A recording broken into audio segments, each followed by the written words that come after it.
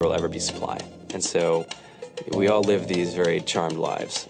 To get the very best people, we try to make the office as awesome as possible.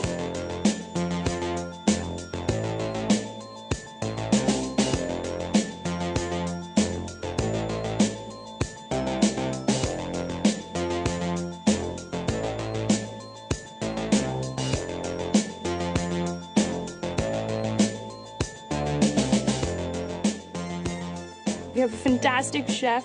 Free food. Breakfast, lunch, and dinner. Free laundry. Snacks. Even places to play and video games and scooters. There's all these kind of interesting things around the office and places where people can play or relax or go to think or play music or be creative. I went on the Bureau of Labor Statistics for the United States, and there's about a third of the pie that's all the things you would expect. It's, they're working in the government, they're working in typical technology jobs. But then, like, the rest of the pie, and it was the majority of the pie, just split down into these little teeny slices of every industry imaginable. And what it is, computers are everywhere. You want to work in agriculture? Do you want to work in entertainment? Do you want to work in manufacturing? It's just all over.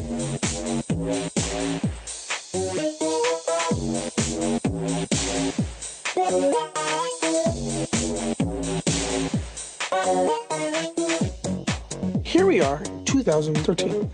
We all depend on technology to communicate, to bank, information, and none of us know how to read and write code.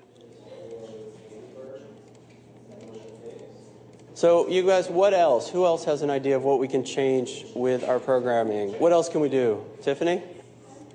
What I saw my students take away from using Scratch and programming in our classroom is that they were willing to push through problems. It really builds critical thinking, it builds problem solving, and it's something that they can then apply to math in the classroom or their reading skills.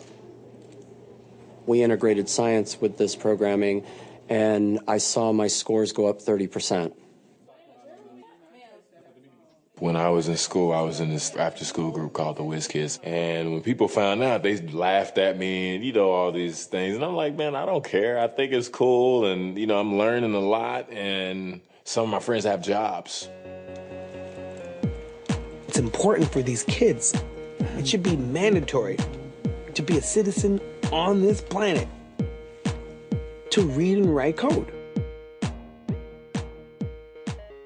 I just think you have to start small, right? And I think that's one of the biggest misconceptions about computer science and programming overall is that you have to learn this big body of information before you can do anything. You don't have to be a genius to know how to code. You need to be determined. Addition, subtraction, that's about it. You should probably know your multiplication tables. You don't have to be a genius to code. Do you have to be a genius to read? Do you have to be a genius to do math? No? No?